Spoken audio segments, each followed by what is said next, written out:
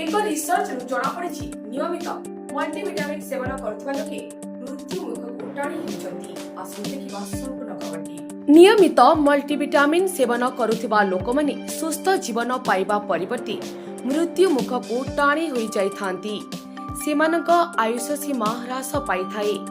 विशेष भावरे युवक माने अधिक मल्टीविटामिन सेवन करिथिबार एक अध्ययन रे देखिबाकू मिलिथिला एवं सेमाने अधिक कैंसर और हृदरोगर शिकार हेउछंती बोली जଣା पड़िछि।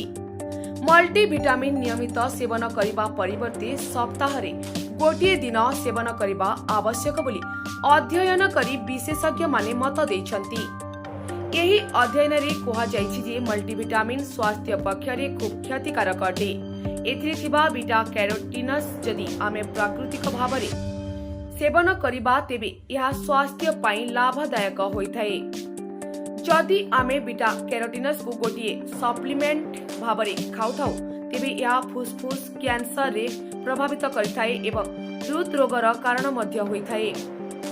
आयरन कैप्सूल रे अनेक गुडिए मल्टीविटामिन मिसा जाइथाए। अत्यधिक आयरन सेवन द्वारा हृदरोग, मधुमेह, डिप्रेशन समस्या देखा जाइथाए।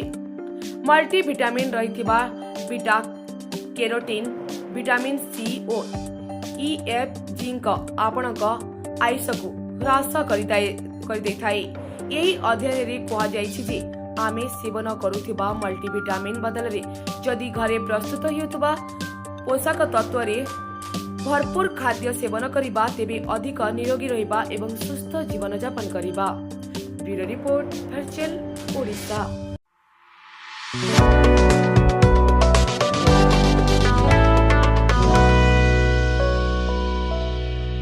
Like, comment, and subscribe.